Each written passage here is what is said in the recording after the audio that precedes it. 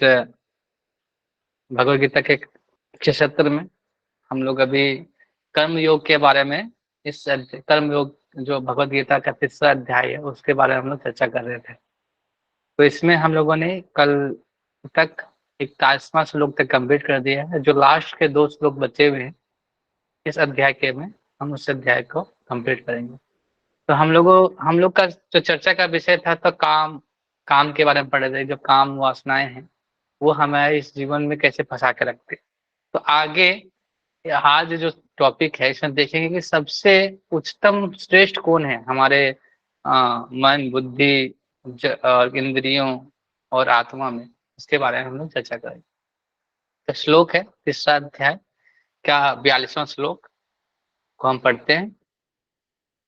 इंद्रियाणि पराणि प्रण्याहो इंद्रिये परम मनः मनस्तस्तु परा बुद्ध्यो बुद्धे परस्तस्तु सः। कर्म इंद्रिया जड़ पदार्थ की अपेक्षा श्रेष्ठ है और मन इंद्रियों से बढ़कर है और बुद्धि मन से भी उच्च है और आत्मा बुद्धि से बढ़कर है। तो इस श्लोक में भगवान और एक श्रृंखला के बारे में चर्चा कर रहे हैं, जिसे इसमें जो श्रृंखला है कर्म इंद्रियों जड़ पदार्थ कर्म इंद्रिय जड़ पदार्थ से कर्म इंद्रिय उच्चतम होती है, मन से बुद्धि और बुद्धि से आत्मा सर्वश्रेष्ठ होती है, उसके बारे में चर्चा कर रहे हैं।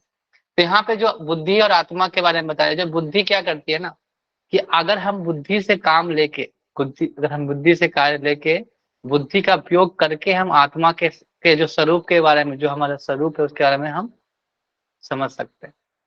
बुद्धि, क्योंकि बुद्धि से हम शास्त्रों को अध्ययन करते हैं तो हम आत्मा के स्वरूप के बारे में जान सकते हैं। तो इसके बारे में उन्हें यहाँ पे बताया जा रहा है। तो आपने देखा होगा कि जो आत्मा का मूल रूप क्या है, मूल स्वरूप क्या है, मूल चीज क्या है।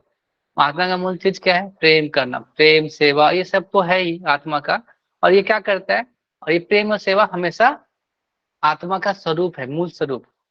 और ये हमेशा वो चाहता है। जैसे आप देखा होगा कि आपने जो फिल्में देखे होंगे बॉलीवुड हॉलीवुड फिल्म, तो उसका मुख्य मुख्य जो मूल होता है तो क्या रहता है? प्रेम। और प्रेम के बारे में वो बताते हैं।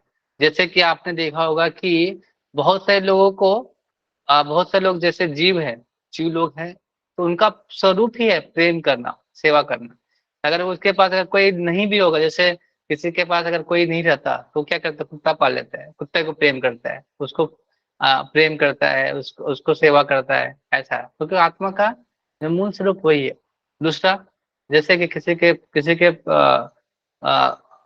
अपने पुत्र नहीं होते हैं, वो क्या करता है? अनाथालय से लेके आकर उसको प्रेम करता है। तो सबका जो आत्मा का जीवात्मा का स्वरूप है प्रेम करना और सेवा करना। लेकिन आत्मा क्या है? आत्मा भूल गई है किसके विषय में? भगवान के विषय में। भगवान से जो संबंध है वो भूल गई है। भूल जाने से क्या कर रही है? वो इस संसार में वस्तु और जो लोग हैं जीवों को क्या करे? लोगों से प्रेम पाने की आशा कर रही है और प्रेम पाने का कोशिश कर रही है, लेकिन यहाँ पे प्रेम उसको मिल नहीं पा रहा है।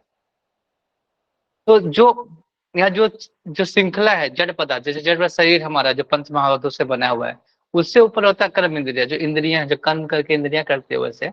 और उसके ऊपर मन होता है, बुद्धि होता है, और क्या उसके ऊपर आत्मा होती है। तो हम लोगों ने देखा कि जो काम इच्छाएं हैं इंद्रियों मन और बुद्धि को क्या कर लेती है? अपना स्थान मान लेती है। पिछले श्लोक में हम लोगों ने पढ़ा था।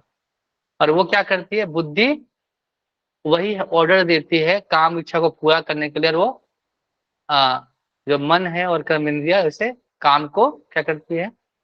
उसको भोग करने की आशा से भोग करते रहती है। तो हमें क्या करना है? जैसे तो हमें बुद्धि से का इस्तेमाल करना है। बुद्धि को शास्त्र में पढ़ने इस्तेमाल करके मन को भगवान के कृष्ण भावनात्मक कर्म में लगा के फिर आत्मा के स्वरूप को जान के हम अगर करेंगे तो क्या होंगे? हम इस जगत के जो जगत के क्या है? जगत में जो जगत के जो काम वासनाओं से हम दूर हट सकते हैं। ऐसा कर सकते हैं। तो अवरोधक क्या है हमारे जीवन में? वही तो जैसे होता है ना कि आप फैन बंद करते थे, एक स्विच है ना, स्विच। तो बुद्धि का प्रयोग करके हम बुद्धि जैसे स्विच जैसा है। तो स्विच जैसे अगर हम स्विच बंद करेंगे तो क्या होगा? फैन बंद हो जाएगा। फैन बंद हो जाएगा। तो फैन क्या होगा? धीरे धीरे बंद होते जाएगा।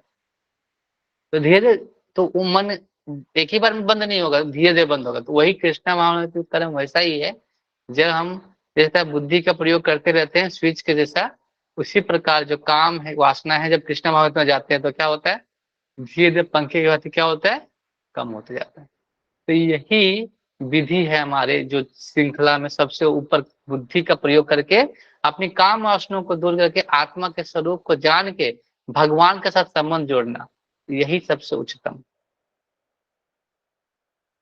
जैसे कि आपने देखा होगा कि बहुत सारे संतों ने देखा भगवान को, जो भोग वासनाओं और काम के चीजों को छोड़ के भगवान की सेवा में लगाए। जैसे तुकाराम महाराज है, मीराबाई है, उन्होंने क्या किया, पूरा जीवन भगवान भगवान के साथ संबंध जोड़ने में लगा दिया। तो क्या किया, तो बाहर में जो भी चीजें उनको कोई फर्क नहीं पड़ा, काम वासनाएं उनपे नहीं पड़ा, क्योंकि वो पूरा जीवन, पूरा मन कहाँ लगा दिया, भगवान की भक्ति में और भगवान की सेवा में। तो इस भाव से ही अगर हम करेंगे तभी हम भगवान की भक्ति में भगवान के साथ संबंध जोड़ेंगे, तभी ये काम वासनाएं हमारे धीरे धीरे से जाएगी, एक बार में नहीं जाएगी, धीरे धीरे जाएगी। आपने मैंने यहाँ पे प्रपात भी लिखते हैं कि कृष्ण भाव में आत्मा भगवान के साथ सीधा संबंध स्थापित करता है, अतः यहाँ पे वर्णित शारीरिक कार्यों को श्रेष्ठ परमात्मा में आकर समाप्त हो जाता है। तो कहाँ पर समाप्त करना है, आत्मा को जब परमात्मा से संबंध जुड़ेगा तभी ये वासनाएं और काम वासनाएं खत्म होंगी, धीरे धीरे ये खत्म होने के कगार पे पहुंचेगी। जब तक हम ये नहीं जोड़ेंगे अपने संबंध आत्मा का, और उसका प्रयोग क्या करना है, मन और बुद्धि को कहाँ भगवान की सेवा में लगाना है, मन को भगवान के संकीर्तन में लगाना है, बुद्धि को कहाँ लगाना है, भगवान के शास्त्रों को पढ़ने में। तो उस मन और बुद्धि को लगाएंगे तो आत्मा अपने आप भगवान के साथ संबंध को स्थापित कर लेगी। तो यहाँ पे लिखा है जैसे शारीरिक कर्म का अर्थ क्या होता है कि इंद्रियों के कार्य और इन इंद्रियों के अवरोध के अर्थ है सारे शारीरिक कर्मों का अवरोध। लेकिन चूंकि मन सक्रिय रहता है अतः शरीर के मौनता स्थिर रहने पर मन कार्य करता है, अतः स्वप्न के समय भी मन कार्यशील रहता है। आपने देखा होगा कि मन कितना चंचल है, मन ही पूरा हर समय क्या रहता है, हर अवस्था में क्रियाशील रहता है। आप सोते भी तब भी मन क्या रहता है, क्रियाशील रहता है। तो किंतु मन के ऊपर बुद्धि की संकल्प शक्ति होती है और बुद्धि के ऊपर स्वयं आत्मा होती है। यदि आत्मा प्रत्यक्ष रूप से परमात्मा में रत हो तो अन्य सारे अधीनस्थ यद बुद्धि मन और इंद्रिय स्वतः रत हो जाएंगे। बस आत्मा खाली परमात्मा संबंध जुड़ जाएगा ना, तो मन और बुद्धि अपने आप कंट्रोल में आ जाएगी। जब हम क्या करेंगे, अपनी बुद्धि को कहाँ लगाएंगे, अपने आत्मा को परमात्मा से संबंध जोड़ देंगे। तब यदि मन भगवान की सेवा में निरंतर लगा रहता है तो इंद्रियों को अनियत रत होने की संभावना नहीं रहती। जैसे मन भी भगवान के सेवा में लगा हुआ है तो इंद्रिया भी कहाँ जाएगी, भगवान की सेवा में। जैसे हम लोग बोलते हैं ना कि अरे मन नहीं लग रहा है, तो मन नहीं लगता है तो वो चीज क्या करते हैं, उस काम को नहीं होता है। जैसे हम कोई कार्य करते हैं, बोलते हैं अरे अच्छा मन नहीं लग रहा, मतलब अगर मन नहीं लग रहा है तो अपने आप को काम करने में कार्य नहीं हो पाता है। लेकिन जब मन ही भगवान के सेवा में लगेगा तो क्या होगा, तो सारा चीज भगवान की सेवा में, इंद्रिया भी सेवा भगवान की सेवा में लग जाएगी। अतः आत्म इंद्रिया, विषय इंद्रिया, मन बुद्धि इनके सबसे ऊपर है। अतः सारी समस्या का हल यही कि आत्मा के स्वरूप को प्रत्यक्ष समझा जाए। तो मूल तत्व क्या है, सारी समस्याओं का हल क्या है, आत्मा के स्वरूप को समझना। आत्मा का स्वरूप क्या है, नित्य कृष्ण, कृष्ण हम क्या बोलते हैं, कृष्ण नित्य कृष्णदास, हम लोग बोलते हैं ना, जीवरे स्वरूप नित्य कृष्णदास। जीवरे का स्वरूप क्या है, जीव का नित्य कृष्णदास, कृष्ण भगवान के दास होना, जीव का स्वरूप वही, तो आत्मा का स्वरूप वही है। तो मनुष्य को चाहिए क्या, कि बुद्धि द्वारा आत्मा के स्वाभाविक स्थिति को ढूंढे और फिर मन को निरंतर कृष्ण भगवान को लगाए रखे। यह समस्या का हल बता रहे आपको, प्रपात में लिख रहे हैं कि मनुष्य को चाहिए बुद्धि द्वारा आत्मा के स्वाभाविक स्थिति को ढूंढे और फिर मन को निरंतर कृष्ण भावना पे लगाए, और इससे सारी समस्या का हल हो जाती है। यही समस्या का हल है।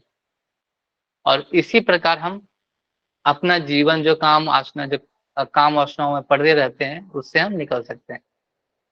लास्ट में लिखते हैं कि यद्यपि आत्मा बुद्धि मन तथा इंद्रियों का भी स्वामी है, तो भी जब तक इससे कृष्ण के संगीत द्वारा कृष्णा भावना में सुदृढ़ नहीं कर लिया जाता, तब तक चलायमान मन के नीचे गिरने की पूरी संभावना बनी रहती है। जैसे ऐसा नहीं है कि आप कृष्ण भावना में आए तो, लेकिन मन है ना, मन चलायमान होता है। जैसे पंखा घूम रहा है, लेकिन फिर से स्विच ऑन कर देंगे तो फिर से क्या हो जाएगा, पंखा चालू हो जाएगा। तो उसी प्रकार जब मन क्या है, जब तक पंखा पूरा तरह रुक ना जाए तब तक प्रयास करते रहना चाहिए, उस स्विच को बंद बंद ही रहना चाहिए। अगर वो फिर से अगर स्विच ऑन हो गया तो क्या होगा, फिर से काम वासना जाएगी, जैसे पंखा चलने लगेगा उसी तरह से जब बुद्धि में फिर से काम वासना का प्रवेश होगा मन में, तो क्या मन में काम वासना का प्रवेश होगा तो फिर से वो क्या करेगी, हमको फिर से वो गर्त की ओर ले जाएगी, काम वासना की तरफ ले जाएगी। हमें प्रयास प्रयास क्या करना है कि हमेशा प्रैक्टिस करते रहना, मन को प्रैक्टिस कराते रहना। इसलिए बोलते हैं ना, जब करो, जब करने का आशय यही है कि मन को क्या करना है, हमेशा भगवान की भक्ति में लगाना है, भगवान के नाम को सुनने में हमेशा लगाए रखना है। इसीलिए बार बार चैंटिंग, कथा कथा बुद्धि, शास्त्रों को पढ़ने बुद्धि के माध्यम से, इससे मन को रोकने के लिए, मन को इधर उधर भटकाने से रोकने के लिए ही ये सब प्रयास किए जाते हैं। ये प्रैक्टिस है हमारे कृष्ण महामृत का। अगर ये नहीं करेंगे तो फिर से काम वासना आएंगी, फिर से हम इच्छा करेंगे, फिर से यहाँ फंसना पड़ेगा। तो यही प्रयास हमें अपने जीवन में करनी है, क्या, अपने बुद्धि और मन को भगवान के सेवा में लगा। यही सबसे सबसे अच्छा सोल्यूशन है काम वासना का, कृष्णा भावना अमृत, कृष्ण के भगवान भक्ति का, यही संकीर्तन आंदोलन और शास्त्रों को पढ़ना। हरे कृष्ण। तो इसका आप नेक्स्ट श्लोक पढ़ते हैं, लास्ट है। इसमें क्या भगवान बताते हैं आगे, इस पूरे जो अध्याय का पूरा सारांश क्या है उसके बारे में चर्चा करेंगे नेक्स्ट श्लोक में। तो 33वां श्लोक है, एवं बुद्धे परम बुद्ध्वा संस्तभ्यम आत्मानम आत्मना जहिं सत्तु महाबाहो काम रूपम दुरासदम। इस प्रकार है महाबाहु अर्जुन, अपने आप को भौतिक इंद्रियों मन तथा बुद्धि से परे जानकर मन को सावधान आध्यात्मिक बुद्धि कृष्ण महामृत में से स्थिर करके आध्यात्मिक शक्ति द्वारा इस काम रूपे दुर्जय शत्रु को जीतो। तो वही अर्जुन को कृष्ण बता रहे हैं कि क्या कर रहे हैं, भौतिक इंद्रियां, जो हमारे साथ इंद्रियां मन बुद्धि को कहाँ लगाना है, मन को सावधानी आध्यात्मिक बुद्धि को कृष्ण महामृत में लगाना है। तो अर्जुन को ही बता रहे, जैसे आपने देखा होगा कि जो एथलीट्स होते हैं, खिलाड़ी होते हैं, उनको क्या बोला जाता है कि फोकस करने के लिए सिलेबसी का पालन करने बोलते हैं, कि ब्रह्मचर्य का पालन करें और अपने अपने जो चीज चाहते हैं लक्ष्य को, उसको फोकस कर सके। तो उस क्या होता है, ऐसे लक्ष्य जब तक रहता है तब क्या हम फोकस नहीं कर पाते, हमारी इच्छाएं उधर काम वासना में पड़ जाती है, तो हम दूसरी चीजें फोकस नहीं कर पाते। हम चाहते कि वो इच्छा पूरा हो जाए तब हम कुछ आनंद प्राप्त करें, क्योंकि हम बहुत समय से इस आनंद की प्राप्ति के लिए प्रयास कर रहे हैं, बहुत जीवन से, और हर जीवन में हम क्या कर रहे हैं, कभी भी हमारी वासनाएं पूरी तरह से क्या होती है, क्या बोलते हैं, पूरी तरह से पूरी नहीं होती। वासनाएं पूरी नहीं होती तो क्या होगा, बार बार वो हमारे मन जो पूर्व इच्छाएं हैं वो हमारे मन के माध्यम फिर से आ जाती है, मन के पूर्व कर्मों के अनुसार हमें फिर से इच्छाएं उत्पन्न हो जाती है। तो जब तक आप भगवान का से संबंध, आत्मा से परमात्मा का संबंध नहीं जोड़ेंगे तब तक ये वासनाएं आते रहेंगे। तो वही बता रहे हैं कि टोटली कंट्रोल करना है तो हमें क्या करना पड़ेगा, वो लस्ट की जो भावना है उसको उसको दूर करना पड़ेगा। तो इस चैप्टर में भगवान भगवान वही बता रहे हैं कि जो हमारे चरम लक्ष्य होना चाहिए, क्या, कि तृतीय मनुष्य को निर्देश देते हैं कि वो निर्विशेष शून्यवाद का चरम लक्ष्य ना मानकर अपने आप को भगवान के शाश्वत सेवक समझते हुए कृष्ण भावना में प्रेरित हो जाए। पहला क्या है, अपने आप को शाश्वत सेवक मानिए, जान जाइए कि हम भगवान के सेवक के रूप में, मालिक बनने का प्रयास ना करें। दूसरा, भौतिक जीवन में मनुष्य काम तथा प्रकृति में प्रभुत्व पाने की इच्छा से प्रभावित होता है, तो प्रभुत्व तथा इंद्रिय तृप्ति की इच्छाएं बद्ध जीव की परम शत्रु है। हमारा परम शत्रु क्या है, हमारी इच्छाएं। इच्छाएं मतलब इच्छाएं करना है, इच्छाएं तो कभी खत्म नहीं होते। इच्छाएं कर रहे हैं वो गलत जगह कर रहे हैं, अपने स्वार्थ की पूर्ति का नहीं करना है। इच्छाएं किसके लिए करना है, भगवान को प्रसन्नता के लिए जो इच्छा कर सकते हैं, भगवान की प्रसन्नता को कैसे प्रसन्न कर सकते हैं, अपनी इच्छाओं को भगवान की सेवा में कैसे लगा सकते हैं, ऐसे इच्छाओं को हमें करना है। और जो इच्छाएं हमें अनियंत्रित कर रही है, इस जगत में फंसा रही है, उससे दूर रहना है। और तीसरा क्या है, मनुष्य को सहसा अपने नियत कर्मों को बंद करने की आवश्यकता नहीं, अपितु धीरे धीरे कृष्णा भावना विकसित करके भौतिक इंद्रियता मन में प्रभावित हुए बिना अपने शुद्ध स्वरूप के प्रति लक्षित स्थिर बुद्धि से दिव्य स्थिति को प्रभावित हुए बिना बिना अपने शुद्ध स्वरूप के प्रति लक्षित स्थिर बुद्धि को दिव्य स्थिति प्राप्त किया जा सकता है। तो करना क्या है? जैसे भी तो हो रहा है, तो करना यही है कि टिके रहना है। कृष्ण भावना धीरे, एक ही बार में तो जाएगा नहीं, वो क्या करें ना, धीरे धीरे प्रैक्टिस करते करते हमें वो जो इच्छाएं हैं वो जगह वो कम हो जाएंगी। ऐसा ऐसा करना है हमारे जीवन में।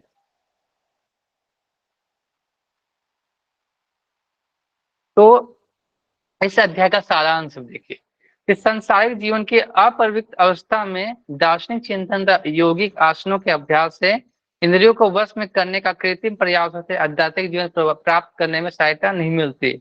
उसे श्रेष्ठ बुद्धि कृष्णा भाव अमृत में प्रशिक्षित होना चाहिए।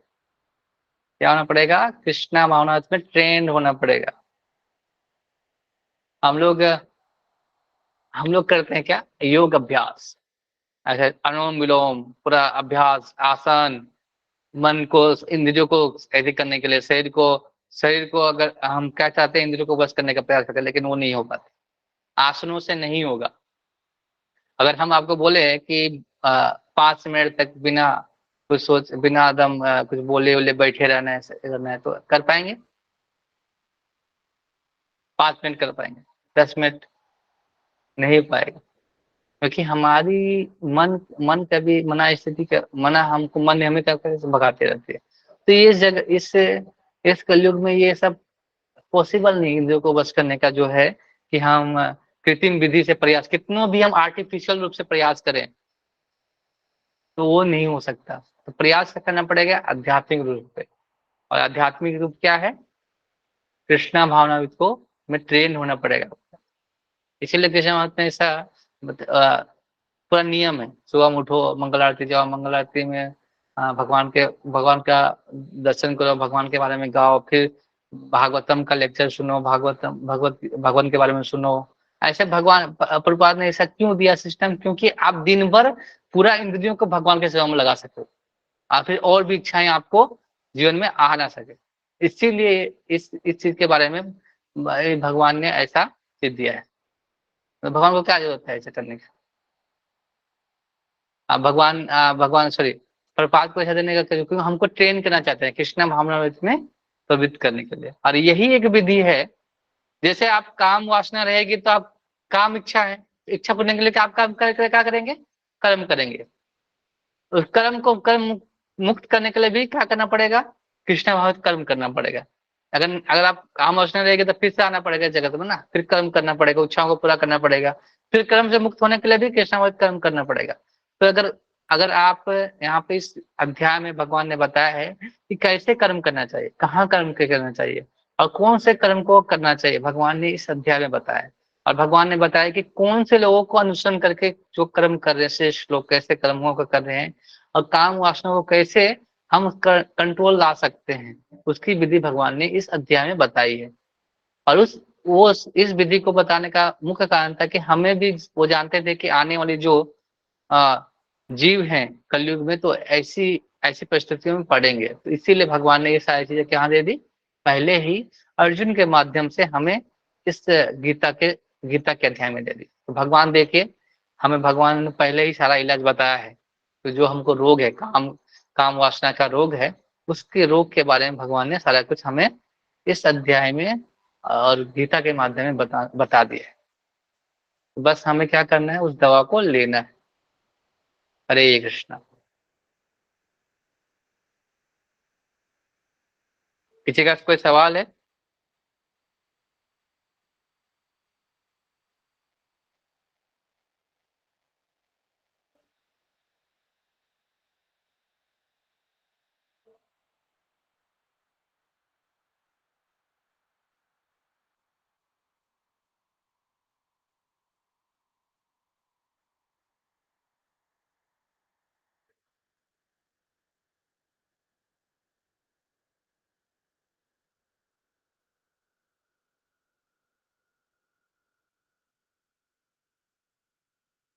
ओके, हरे कृष्णा। तो ये इस हरे अध्याय कृष्ण हरे का प्रभु जी। कृष्णा प्रभु जी। लास्ट। हाँ, हरे कृष्णा। प्रभु ये टाइम थोड़ा 6 बजे नहीं कर सकते आप? नहीं कर सकता अभी। और अभी क्या है, इससे हम टाइम सेट हो गया है ना, अब ये बार बार चेंज करना अच्छा नहीं होता। एक्चुअली क्या हो रहा है कि ना ये मेरे ना भक्ति शास्त्री वाली क्लास के साथ ना थोड़ा सा प्रॉब्लम हो रही है मेरी। क्योंकि 7 7 सवा 7 बजे तक यहाँ से छूटती हूँ, तो फिर मुझे थोड़ा सा मतलब ऐसा लग रहा है जैसे कि 2 घंटे 3 घंटे ना यहाँ पर, तो घर पे क्योंकि बच्चों के भी एग्जाम्स आते हैं ना, तो तो कुछ दिन है थोड़ा ना सा। भक्ति शास्त्री, तो क्या है कि अभी आप एक बहुत सारे लोग आ रहे हैं ना, सबके लिए करना पड़ेगा, अच्छा नहीं है, ऐसा बोल रहा हूँ। अच्छा, अभी नहीं बार बार सबकी चेंज सहमति से चेंज। प्रभु, मेरी वजह से नहीं चाहिए मुझे। नहीं नहीं मैं नहीं नहीं, सबकी मेरे को भी सहमति नहीं, से ही। साइड से मेरा बना हुआ है ना, अभी मैं कुछ नहीं ओ कर अभी। हाँ हाँ। हाँ, टाइम हो गया ना, अभी बार बार वो चेंज करना अच्छा नहीं होता लोगों को फिर। जी जी। ओके, हम्म, चलेगा प्रभु। आप ओके। आपका तो अभी भक्ति शास्त्री जब खत्म हो जाएगा तो फिर टाइम में हो ही जाएगा, वैसे कोई दिक्कत नहीं। मैं पता नहीं इसको प्रभु सब। कब खत्म होगा, जून जुलाई पता नहीं कब खत्म होगा। हाँ, तो जून में हमारा तो अभी मेरे बहुत ख्याल टाइम से लगे। जून में तो मेरे को लगता है कि भगवत गीता खत्म होगा, उसके बाद भक्ति रस है, और उसके बाद ईशोपनिषद है, पता नहीं क्या मुसीबत। कोई दिक्कत नहीं, ये सब खत्म हो होने रहा है ना दीजिए वो। इसलिए। अभी अभी भी हम लोग अभी 30 चैप्टर कंप्लीट कर दिया भगवत गीता। बहुत अच्छा हाँ है। जी। हम लोग 3 चैप्टर कंप्लीट कर दिया, और हम लोगों ने हर श्लोक को अच्छे से पढ़ा है, सबको। हाँ सही तो बात है, ये ये है बात एक तो चीज। सही है। ये ये विस्तार में पढ़ना है। एक होता है कि आप पार कर दिए एक अगला लाइन, हम्म वो 2 3 चैप्टर आप एक को हम डिस्कस करेंगे, तो हमको पता चलेगा कि एक एक भी श्लोक हमको समझ में आ गया, जीवन में उतार लिए, तो हमारा जीवन वो सफल हो जाता है। तो इसीलिए मैं सोचा हाँ कि पढ़ाते हैं कि सब जगह पढ़ाते, लेकिन वो क्या बहुत फास्ट भागते हैं, वो जल्दी फास्ट जाता है वो बोला मैं, इसीलिए मैं इसको हाँ, शुरू ये किया तो आप नियमित सही रूप से कह रहे पढ़ें। हैं प्रभु जी, वो तो मैं देख रही हूँ, भक्ति शास्त्री कोर्स कर रही हूँ तो एक एक दिन में 6 6 श्लोक हो रहे हैं। हम्म, उसमें क्या होता है ना को मूल बहुत सारे कमेंट्री है, कमेंट्री दिए शंकराचार्य की हैं, बलदेव विद्याभूषण का है, तो उन्होंने बहुत सारे दिए हैं। तो उसको भी थोड़ा थोड़ा हम लोग एग्जाम्पल, बहुत सारे चीज एग्जाम्पल दे के मैं समझाने का प्रयास करता हूँ, मैं जैसे जहां से मेरे तक हो सकता है हम्म। मैं करता हूँ, कि विस्तार से पढ़ना अच्छा होता है। इसलिए मैं सोचा कि विस्तार से पढ़ेंगे। ये तो बहुत से लोगों ने पढ़ा है, वो मतलब फास्ट में आप 1 2 घंटे 3 घंटे में भी पूरा भगवत गीता पढ़ा दिया है। वो भी है। अच्छा, कोई और किसी का सवाल था? विकास सर वो। हरे कृष्ण प्रभु, दंडवत प्रणाम। हाँ, बताइए। प्रभु जी, एक्चुअली क्या है ना, हमारा जो वैष्णव धर्म है वो हरे कृष्ण हाँ मंत्र बोलते हैं, जिसी को हम बोलते हैं हरे कृष्ण प्रभु जी, ठीक है ना। हाँ और फिर हाँ। जो वो बोलते हैं दूसरा, राम राम, हरे कृष्ण, क्या बोला, कृष्ण हरे राम, ऐसे तो सही है क्या? हम्म, वो क्या बोल रहे हैं, हरे कृष्णा हरे राम? हाँ जी। और राधे वो राधे, वास्तविक सम और हाँ। सीताराम, ऐसे वो अलग अलग संप्रदाय ऐसे होता है क्या? बेसिकली क्या है ना कि जैसे क्या होता है, भगवान का नाम है ना, भगवान का नाम हम लेने का कोई ऐसा नहीं है कि नहीं ले सकते, लेकिन क्या है कि जी लोगों को जी। पता नहीं कि कब क्या लेना चाहिए। जैसे हमारे वैष्णव धर्म में हम राधा रानी को मानते हैं, राधा रानी को हम सर्वश्रेष्ठ मानते हैं, लेकिन हम नाम नहीं लेते हैं, उसका अलग बात है। लेकिन हर एक भी जो है वो भगवान राधा रानी का ही नाम है। तो अगर वो राधे राधे भी ले रहे हैं, तो उसमें भी राधे आ रहे हैं, और हम हरे कृष्णा जो जब ले रहे हैं, हम गुप्त रूप से ले रहे हैं राधा रानी का नाम, तो वो नाम ले रहे, कोई दिक्कत नहीं है। लेकिन लेकिन इस जगत, इस कलयुग का जो युग धर्म है, वो क्या है? कलयुग कलुना से उपनिषद में लिखा गया कि ये जो 16 अक्षर का नाम है, यही सबसे श्रेष्ठ माना गया कलयुग में। तो वो भी नाम है, लेकिन वो सर्वश्रेष्ठ क्या है वो लेना चाहिए। तो सब जैसे कि बहुत से लोग रुद्र संप्रदाय के हैं, तो भगवान शिव का नाम जप करते हैं। कोई तो अलग अलग जो संप्रदाय के लोग करते हैं, तो उनके उनके अनुसार जैसे उनके जो इष्ट देव हैं, तो जो उन इष्ट देव का नाम लेते हैं, वो उस जगह उस धाम में जाके जाते हैं। अगर हम जिस इष्ट देव को मानते हैं, हम कृष्ण को सबसे सर्वोपरि मानते हैं, तो हम कृष्ण धाम को प्राप्त करेंगे, वो भी प्राप्त करेंगे, वो भी नाम है भगवान का नाम। एक नहीं है ना, बहुत सारे हैं, तो ले सकते हैं। लेकिन यही है कि सबसे सर्वश्रेष्ठ क्या है उसके बारे में चर्चा करनी चाहिए हमें, इसके बारे में बात करनी चाहिए। जी जी। और प्रभु जी ये श्रीमद् भागवत गीता का मतलब क्या है प्रभु? गीत, गीता मतलब हाँ गीत, जी। भगवान गीत, भगवान का गीत, भगवान गीत गा रहे हैं। गीत मतलब श्लोक पढ़ रहे हैं तो गीत ही गा रहे हैं ना। तो गीत के माध्यम से भगवान आ, आ, अर्जुन को समझाने का प्रयास कर रहे थे, हमें समझाने का प्रयास कर रहे गीत के माध्यम से, वही। जी जी जी जी। हम्म, ठीक प्रभु। हरे ओके। कृष्ण। हरे कृष्ण। हरे कृष्णा। और बहुत बहुत आप लोगों को बधाई, 3 चैप्टर हम लोगों ने कंप्लीट कर लिया। जो बीच में जुड़े हरि हैं या पहले बोल। जो, अरे बोल, तो अभी आपको हरी फिर से बोल। पढ़ना है, थोड़ा फिर से रिवीजन करना है। ऐसे नहीं कि आप एक बार पढ़ लिए तो आपको सब समझ में आ गया। फिर से आप पढ़िए, जितना बार पढ़ेंगे ना हर बार आपको अलग चीज मिलेगा। आप गीता को जितना बार पढ़ेंगे, एक ही श्लोक का जितना बार पढ़ेंगे ना उसमें आपको अलग चीज कुछ कुछ मिलेगा आपको।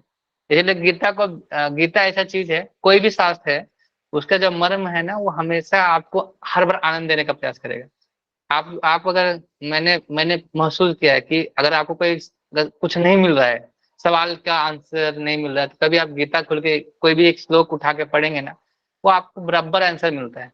फिर कभी सोचते हैं ना कि हमको कुछ का आंसर नहीं मिल रहा है, लेकिन कभी क्लास में आते हैं अचानक पता नहीं कहीं से एक आंसर मिल जाता है। तो भगवान क्या करते हैं ना, आप जो इच्छा करते हैं भगवान आपको वो गाइड करते हैं। तो बस उस चीज को करके, भगवान का गीत है उसे पढ़ने का प्रयास कीजिए। बस हाँ, हम पढ़ा दिए वैसा नहीं, आप अपने से पढ़िए, अपने से पढ़िए, फिर से एक बार रिवीजन कीजिए। तो क्या होगा, वो गीता शास्त्र पता रहेगा, जो बुद्धि को आप कंट्रोल करिए तो मन अपने आप, मन को भगवान के सेवा में लगे तो आत्मा आपके साथ संबंध जुड़ जाएगा, जो हम लोग पढ़ रहे हैं। तो हमको जोड़ना, मेरा हमारा मेन मकसद यही है, आत्मा का भगवान के साथ जो है, परमात्मा के साथ संबंध जोड़ना, बस हमारा मुख्य चीज यही है। और अपने आप के जो स्वरूप के पता करना कि आत्मा का स्वरूप क्या है। हम जानते हैं कि हम सेवक, हमको नित्य दास है भगवान के, लेकिन हमारा स्वरूप क्या है ये बारे में जानते। हरे कृष्ण। तो बहुत अच्छे से आप लोगों ने 3 चैप्टर में अच्छे से किया। अब कल से हम लोग पढ़ेंगे भगवान के दिव्य ज्ञान के बारे में, कि भगवान और क्या बता रहे हैं अर्जुन को। तो कल हम लोग इसके बारे में, कल इंट्रोडक्शन थोड़ा पढ़ेंगे, फिर 4th चैप्टर में प्रवेश करेंगे। और हरे कृष्ण। अब कोई सवाल होगा, 3 चैप्टर पढ़िए, तीसरा चैप्टर आप एक बार रिविजन कीजिए, और उसमें कोई सवाल आता है फिर से क्वेश्चन क्वेश्चन मेरे को भेज सकते हैं। हरे कृष्ण। और किसी को कुछ हरे कृष्ण प्रभु जी का समस्या? नाम। और किसी को समस्या है? जीवन में तो समस्या खत्म नहीं होगा, लेकिन और कोई समस्या तो बताइए।